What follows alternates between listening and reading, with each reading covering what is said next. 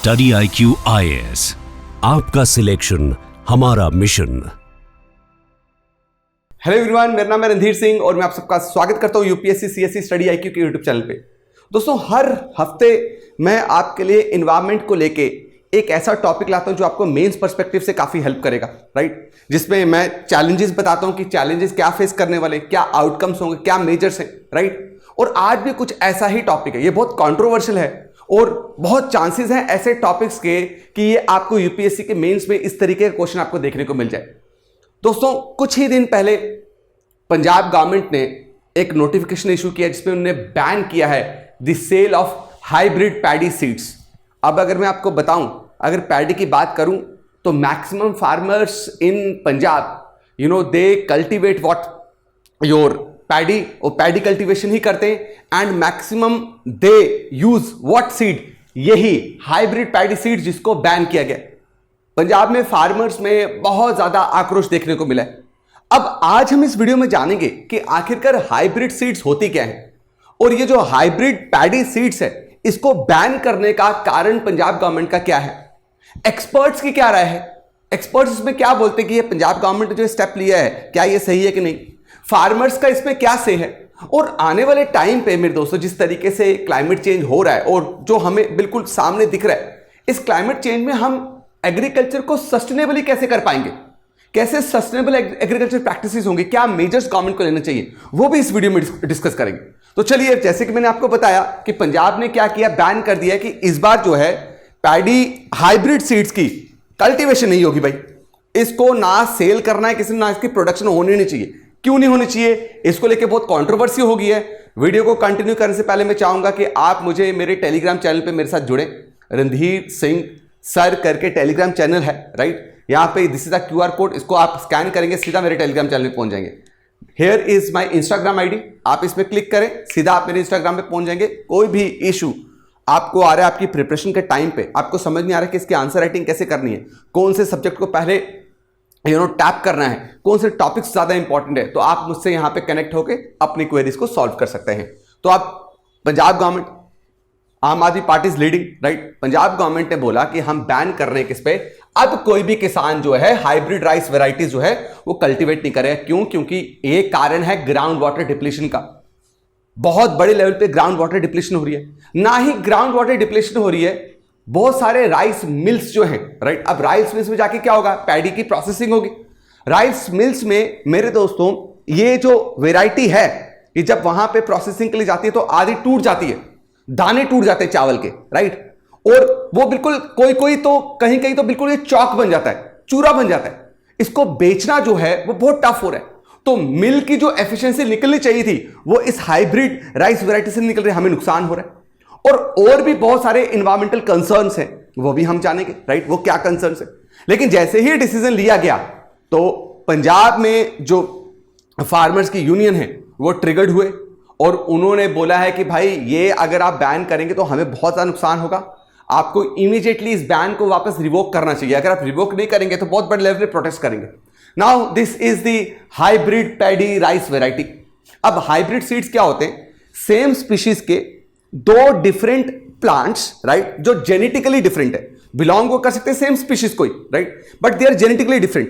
अब हो सकता है कि एक प्लांट में, प्लांट ए ले लेते हैं हम, राइट, प्लांट ए में कुछ ट्रेट्स जो हैं वो दे आर वेरी गुड और प्लांट बी में कुछ ट्रेट्स जो हैं वो बहुत जबरदस्त हैं। तो हम क्या करते हैं, हाइब्रिड सीड्स का मतलब क्या है कि हम इनको जेनेटिकली मॉडिफाई कर देंगे, दोनों को क्रॉस करवाएंगे, राइट, और इसके कुछ अच्छे ट्रेट्स निकालेंगे और इसके कुछ अच्छे ट्रेट्स निकालेंगे। इनको कंबाइन करके जो प्रोडक्ट बनेगा ना उसको हम क्या बोलते हैं, हाइब्रिड सीड्स बोलते हैं। क्या बोलते हैं, हाइब्रिड सीड्स। एम क्या है, पर्पस क्या है, इसको हाइब्रिड करवाने का रीजन क्या हुआ, हमने क्यों दोनों में से बेहतरीन ट्रेट निकाल के क्रॉस करवा दिया, ताकि जो आगे वाली वैरायटी आएगी उस वैरायटी में देखने को मिलेगा कि हां इसके पास एक ट्रेट था जो पेस्ट को लड़ने के लिए बहुत सही है, पेस्ट रेजिस्टेंट है। इसमें एक ट्रेट है जो मदद करता है इसकी यील्ड बढ़ाने में। तो सोचो, इसका यील्ड वाला ट्रेट मैंने निकाल दिया और इसका पेस्ट वाला ट्रेट निकाल दिया, दोनों को क्रॉस कर दिया, तो जो वैरायटी निकलेगी वो कितनी एडवांस होगी, कितनी एनरिच्ड होगी। तो the objective behind the introduction of hybrid seed is कि हम क्या करें भाई साहब, बेस्ट ट्रेट निकाले दोनों पेरेंट्स के, जैसे हायर यील्ड, डिजीज रेजिस्टेंट और क्लाइमेट एडेप्टेबिलिटी। भाई 100% में आपको IPCC inter governmental panel on climate change का जो रिसेंट रिपोर्ट है, राइट, जो असेसमेंट रिपोर्ट 6 है, उसमें उन्होंने बोला है कि सबसे ज्यादा जो वल्नरेबल कंट्रीज होंगी वो कंट्रीज में एक कंट्री इंडिया भी है। इंडिया की वल्नरेबिलिटी बहुत ज्यादा है क्योंकि इंडिया विटनेस करेगा क्या, ग्लेशियल मेल्टिंग इंडिया विटनेस करेगा कि उसकी फ्रेश वाटर बॉडी क्या हो रही है, डिप्लीट हो रही है। तो आप सोचिए कि हमें जरूरी है कि हम ऐसे सीड्स को लगाएं, ऐसे वैरायटी को लगाएं जिनको कम पानी भी मिल जाए तभी वो ग्रो कर जाए। तो यही कारण था हाइब्रिड सीड्स को लाने का। इसके क्या एडवांटेजेस है मैंने आपको बताया। ये ट्रेडिशनल सीड्स के कंपैरेटिव इसका यील्ड जो है बहुत ज्यादा होता है, वो हम आगे डिस्कस करेंगे कि 1 एकड़ में लगभग 30 क्विंटल से ज्यादा जो है मेरे दोस्तों हाइब्रिड पैडी राइस जो उसका यील्ड होता था। सोचिए, यूनिफॉर्मिटी बहुत है। यूनिफॉर्मिटी मतलब बहुत कम पीरियड में मैच्योर हो जाती है, बहुत कम पीरियड में पक जाएंगी। आम जो आपका ट्रेडिशनल राइस वैरायटी है उसको बहुत लंबा समय लगता है सो करने के बाद मेरे से पकने में, फिर हार्वेस्टिंग करने में। इसका हार्वेस्टिंग टाइम भी बहुत पहले आ जाता है। तीसरा, मैंने आपको बोला कोई भी डिजीज या पेस्ट है उसको ये रेजिस्ट कर पाती है आराम से। एडेप्टेबिलिटी बहुत अच्छी है। इरेटिक रेनफॉल हो रही है, रेनफॉल सही नहीं है, रेनफॉल ज्यादा है या टेम्परेचर ज्यादा है या टेम्परेचर कम है, दे विल सर्वाइव, राइट। अब लेकिन इसके कुछ डिसएडवांटेजेस भी हैं। डिसएडवांटेजेस वही है जिसकी वजह से मेरे दोस्तों पंजाब गवर्नमेंट क्या कह रही है कि हमने इसको बैन किया है। यही कारण है, क्या, लो मिलिंग एफिशिएंसी। अब हाइब्रिड राइस जो है जब उसकी प्रोसेसिंग करने के लिए उनको मिल्स में भेजा जाता है तो उनका जो आउट टर्न रेशियो है वो कितना है, 67% से कम। फूड कॉर्पोरेशन ऑफ इंडिया का यह कहना है कि एक क्रॉप सबसे बेहतरीन क्रॉप तब होगी जब उसका यील्ड जब उसका आउट टर्न रेशियो मतलब प्रोसेसिंग करने के बाद तो आपके पास कितना बच रहा है, कम से कम 67% बचना चाहिए। लेकिन मिलर्स क्या फेस कर रहे हैं कि भाई ये इसका दाना बहुत जल्दी टूट जाता है। अब दाना टूट गया, आप क्या उसको मार्केट में बेच पाओगे? क्या उसको मेरे दोस्तों आप एक्सपोर्ट कर पाओगे? नहीं कर पाओगे। चौकीनेस बहुत ज्यादा है, मतलब क्या होता है, ऐसे लगेगा किसने क्या लगा दिया, वहां पे चौक लगा दिया, व्हाइट पाउडर लगा दिया। उसके वजह से बोला क्या जा रहा है, ग्राउंड वाटर क्राइसिस बहुत बढ़ गया, क्योंकि ये जो पर्टिकुलर हाइब्रिड सीड है it is very dependent on water intensive crop है, मतलब इसको बहुत ज्यादा वाटर चाहिए और ग्राउंड वाटर की ऑलरेडी बहुत कमी है। और ग्राउंड वाटर अगर आप पंजाब में देखोगे तो हालत बहुत खराब है ग्राउंड वाटर की। तीसरा कारण मेरे दोस्तों जो हर बार दिल्ली के टाइम और सर्दियों के टाइम पे और खास करके दिल्ली में बहुत ज्यादा हाईलाइट हो जाता है कि भाई पंजाब और हरियाणा में स्टबल बर्निंग होती है, राइट। वो जो फसल कटाई की है, वो जो बचा कुचा रेजिड्यू उसको जला देते हैं। तो ये स्टबल बर्निंग जो है ये एक बहुत बड़ा कारण है, इन्वायरमेंटल कंसर्न है। खास करके कौन सी वैरायटी हम लगा रहे हैं, पंजाब में लग रहे हैं, कौन सा, पूसा 44, ये हाइब्रिड वैरायटी है। ये मेरे दोस्तों बहुत ज्यादा वाटर कंज्यूम करती है और बहुत हाई स्टबल प्रोड्यूस करती है। अब किसी चीज में अगर पानी है तो आप इसको जलाओगे तो वो धुआं फेंकेगा, तो it contributes in what, your air pollution and stubble burning. लेकिन जो आपके भारतीय किसान यूनियन है BKU, उनमें खास करके एक जो आउटफिट है जिसका नाम है एकता उग्राहन ने इसके खिलाफ जो है आर्ग्यू किया। उन्होंने बोला है ये बड़ा ही आर्बिट्रेरली गवर्नमेंट ने डिसाइड कर दी इसको बैन करने के लिए, जो नहीं होना चाहिए था। हाइब्रिड जो सीड्स हैं ये आपकी हमारी climate resilience and profitable seeds हैं। किसानों को इससे बहुत ज्यादा फायदा हो रहा है। इसको उस जगह में भी लगाया जा सकता है जहां पे पानी की बहुत ज्यादा कमी है। अच्छा, अब आप मुझे एक बात बताओ, अगर आप ज्योग्राफी पढ़े हो या आपने ज्योग्राफी नहीं पढ़ा, आपने अभी भी स्टार्ट किया, तो मैं आपको एक बात क्लियर कर दूं, पंजाब और हरियाणा में खास करके क्या प्रॉब्लम है रिगार्डिंग सॉइल, एल्कलाइन होती जा रही है, उसका pH लेवल बढ़ता जा रहा है। Why? Because of over irrigation, because of over exploitation of water. Irrigation तो है लेकिन मेरे दोस्तों आपका प्रॉपर क्या ड्रेनेज नहीं है, बहुत दिक्कत आ रही है उसकी वजह से। तो एल्कलाइन सॉइल जो है मेरे दोस्तों बहुत ज्यादा होती जा रही है, सलाइन सॉइल जो है बहुत ज्यादा होती जा रही है पंजाब और हरियाणा में। अब उसकी वजह से क्रॉप्स लग नहीं पाती। अब मेरे दोस्तों भारतीय किसान यूनियन की इस आउटफिट का यह कहना है कि भाई आप इसको सलाइन जोन में भी लगा सकते हो, इस राइस में इतनी क्षमता है, इस वैरायटी में इतनी क्षमता है। यह हमारी फाइनेंशियल सिक्योरिटी को इंश्योर करती है भाई। क्यों? क्योंकि इसकी प्रोडक्टिविटी बहुत हाई है। इसको वाटर स्ट्रेस एरिया में लगा सकते हो आप, इसको सलाइन जोन में लगा सकते हो आप, इसको बारिश ज्यादा नहीं होगी तब लगा सकते हो आप, इसको इरिगेशन से पानी नहीं पहुंचा सकते तब लगा सकते हो आप। तो डायरेक्टली क्या कर रहे हो, आपने हमारे लाइवलीहुड को थ्रेटन कर रहे हो। इसलिए इसको रिवोक कीजिए, या कभी भी आपको ऐसा डिसीजन लेना होता है तो you should consult what your farmer unions, that is very important. कहीं ना कहीं ये बात सही है कि कभी भी आप कोई डिसीजन लेते हैं तो आप एक बार जरूर, जो आप इतने लोग इतने घर जो हैं अगर इसके साथ इन्वॉल्व होंगे तो आपको उनको डिसीजन मेकिंग में इन्वॉल्व करना है। अब राइस मिलिंग इंडस्ट्री का क्या कंसर्न है मेरे दोस्तों? अब राइस मिलिंग इंडस्ट्री लास्ट 4 से 5 सालों में, पहले 3500 होती थी, अब कितनी है? 5500, इतनी ग्रो कर चुकी है। लेकिन इनका बहुत बड़ा कंसर्न है कि इनको बहुत नुकसान हो रहा है। ये किसानों से चावल ले लेते, पैडी ले तो ली उन्होंने, बट उसकी प्रोसेसिंग करते हुए सारा बेकार जाता है, आधे से ज़्यादा ये बेकार हो जाता है, हम इसको बेच नहीं पाते, हमें बहुत नुकसान हो रहा है, राइट। लेकिन एक्सपर्ट्स कह रहे हैं कि ये गलती हाइब्रिड राइस की नहीं है, ये गलती है टेक्नोलॉजी की, ये गलती है आउटडेटेड मशीन्स की जो मिल्स यूज कर रही हैं। ये जितनी भी मिल्स हैं ये आउटडेटेड टेक्नोलॉजी यूज कर रही है। न्यू टेक्नोलॉजी अगर यूज करेंगे तो कोर इशू तो है ही नहीं है हाइब्रिड सीड का, कोर इशू है मेरे दोस्तों किसका? मिल टेक्नोलॉजी का। आप मेरी बात समझ पा रहे हो? अब देखिए कि क्यों पंजाब में इतना आक्रोश है। पंजाब जो है 3.2 मिलियन हेक्टेयर्स ऑफ लैंड में क्या करता है? पैडी लगाता है। समझ भी पा रहे हो कितने किसान इन्वॉल्व हो गए इसमें? और हाइब्रिड, उनमें से हाइब्रिड राइस जो है कितना एरिया कवर करता है? 5 to 6%, जस्ट इमेजिन। और हाइब्रिड राइस पूसा 44 फार्मर्स क्यों प्रेफर करते हैं? क्योंकि इसके मैच्योरिटी पीरियड बहुत कम है, बहुत जल्दी ये पक जाती है। हायर यील्ड पर एकड़ में 36 क्विंटल क्या हो रही है? आपकी राइस हो रही है। आप समझ रहे हो ट्रेडिशनल राइस से कम 3 से 4 गुना ज्यादा। और it is suitable in saline water region, तभी फार्मर्स इसको पसंद करते हैं और लगाना। और 5 to 6% एरिया में अगर लग रही है तो आप सोचिए कि हजारों घर जो हैं उसमें इन्वॉल्व होंगे। अब सवाल यह है कि क्या स्टेट के पास यह पावर है कि स्टेट किसी भी अपने फार्मर्स को या अपने वहां पे एग्रीकल्चर सेक्टर में काम कर रहे हैं कोई भी सीड लगाने वाले फार्मर्स हैं उनको यह मना करे कि आप ये पर्टिकुलर सीड नहीं लगा सकते? Is there any legal and constitutional issue? बिल्कुल है। Under seeds act 1966 and seed control order 1983 मेरे दोस्तों यह बोला गया है कोई भी सीड जिसको सेंट्रल गवर्नमेंट नोटिफाई करे उसको स्टेट आर्बिट्रेरली बैन नहीं कर सकती। और अगर स्टेट भी नोटिफाई कर रही है तो स्टेट खुद से ही उसको बैन नहीं कर सकती। स्टेट उसको रेगुलेट करे लेकिन उसको बैन नहीं करे, रेगुलेट करे कि भाई यहां पे आप लगा सकते हो, यहां पे आप नहीं लगा सकते। जोनिंग करते उसकी, राइट, जोनिंग कर दे। और एक्सपर्ट बोल रहे हैं कि पंजाब ने ये जो बैन किया, पंजाब सरकार ने वहां पे जो सीड्स को बैन किया है उसकी कल्टीवेशन से, वो उनके लीगल राइट को वायलेट करता है, राइट। अब आप देखिए यहां पे एक टर्म जो है आपको याद रखनी पड़ेगी क्योंकि यह बहुत पूछी जा सकती है, दैट इज सीड सॉवरेनिटी, है ना। हम बोलते हैं ना कंट्री सॉवरीन है, तो यहां पे सीड सॉवरीन का मतलब क्या हो गया या सॉवरेनिटी का क्या मतलब हो गया? इसका मतलब यह है कि फार्मर्स के पास पूरा हक है कि they can save, use, exchange and breed seeds without external control.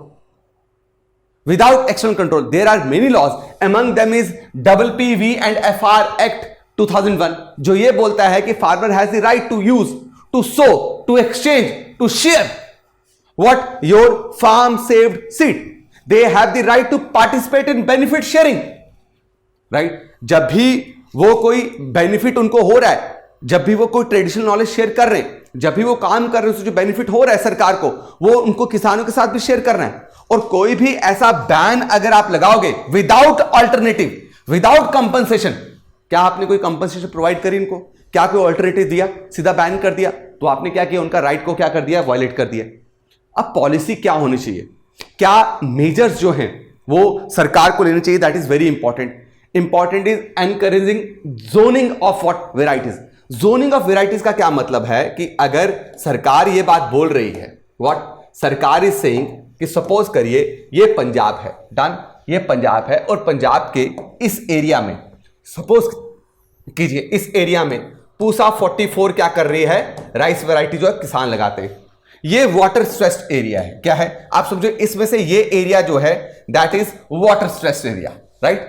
This is water stressed, मतलब यहां पे पानी की बहुत ज्यादा कमी है और किसान यहां पे पानी डाइवर्ट करते, पानी लाते, स्टेट को भी नुकसान होता है, उसके बजट को भी बहुत ज्यादा नुकसान होता है। क्या करना चाहिए? आप जोनिंग कर दीजिए।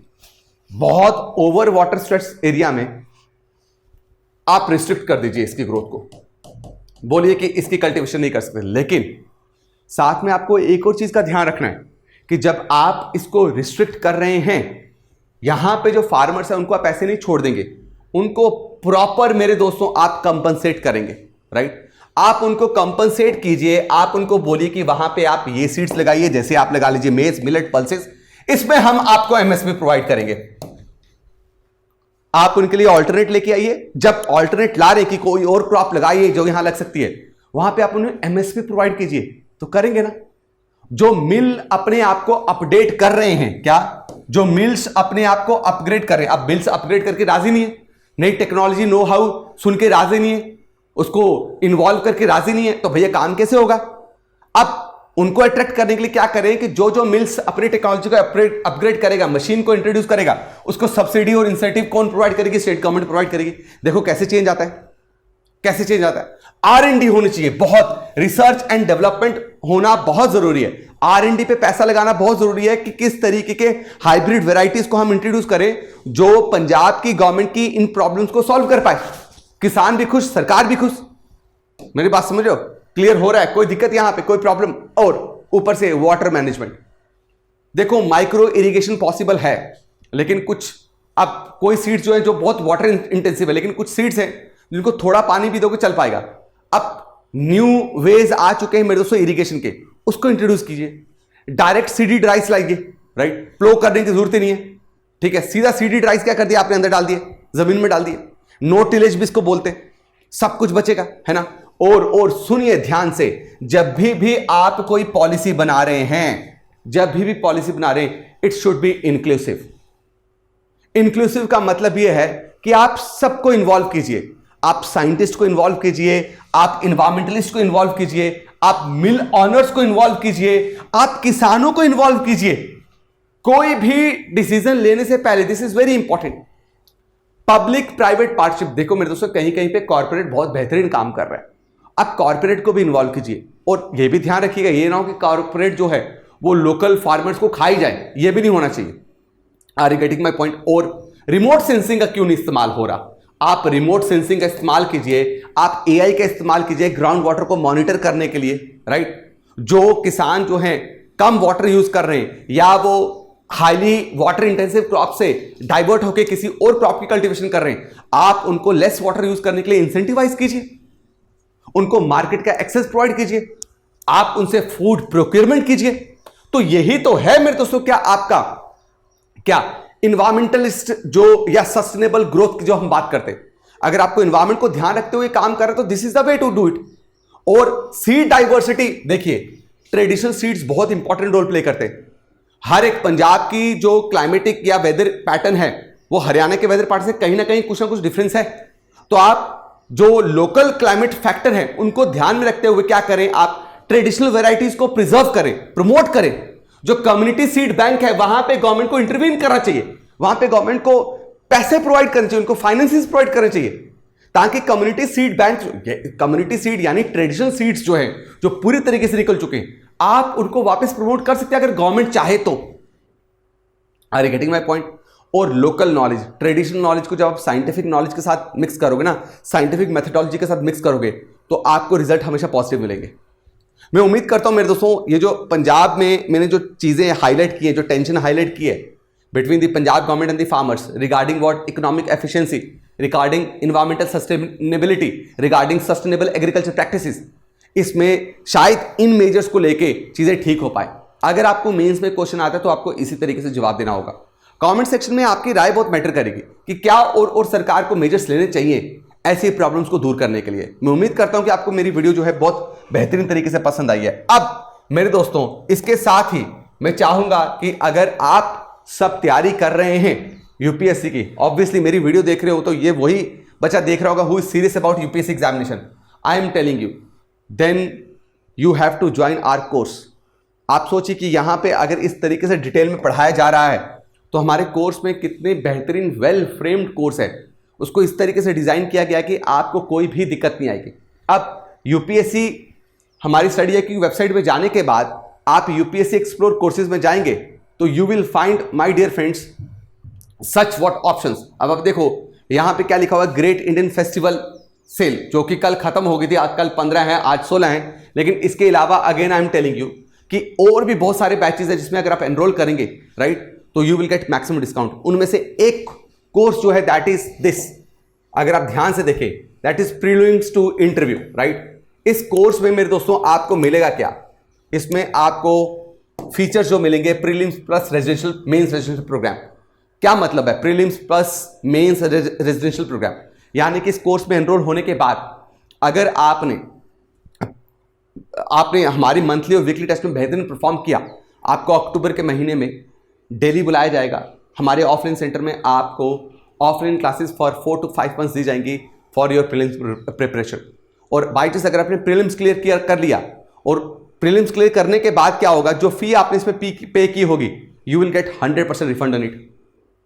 अगर आप हमारे मंथली और वीकली टेस्ट में टॉपर होंगे तो आपको हर महीने 11,000 कैश प्राइज आप जीत सकते हैं। उसके अलावा मेरे दोस्तों अगर आप प्रीलिम्स क्लियर कर लेते हैं तो you will be eligible for mains residential programme. Again you will be called, you will be invited to Delhi. आप हमारे दिल्ली में ऑफलाइन सेंटर में आके 100% स्कॉलरशिप पे रहना पीना खाना खर्चा सब हमारा, आपको सिर्फ पढ़ना है, वी विल गाइड यू। अब इस बैच में एनरोल करने के लिए लाइव क्लासेस रहेंगी। मॉर्निंग में बैच स्टार्ट हो रहा है और बैच स्टार्ट होने की डेट है मेरे दोस्तों 21 अप्रैल। क्या है 21 अप्रैल। इस बैच में सुबह 8 बजे लाइव क्लासेस चलेंगी और याद रखिएगा मेरे दोस्तों 1000 प्लस जो है आवर्स की लाइव क्लासेस होंगी। बाय नाउ के ऑप्शन में जैसे आप जाएंगे एक चीज मत भूलिएगा, कोर्स को परचेज करने से पहले keep my RDX live coupon code in mind, क्योंकि इसको यूज करते ही जो अमाउंट आप देख रहे हो you will get more discount in it. तो ज्वाइन कीजिएगा, 21 April is the last date. मिलता हूं आपको लाइव कोर्सेज में और नेक्स्ट वीक एक बेहतरीन वीडियो लेके आऊंगा एनवायरमेंट की। तब तक के लिए वीडियो को शेयर कीजिएगा, लाइक कीजिएगा और कमेंट करते रहिए। थैंक यू सो मच सबको एक बार फिर से जय हिंद जय भारत। स्टडी IQ IAS, आपका सिलेक्शन हमारा मिशन।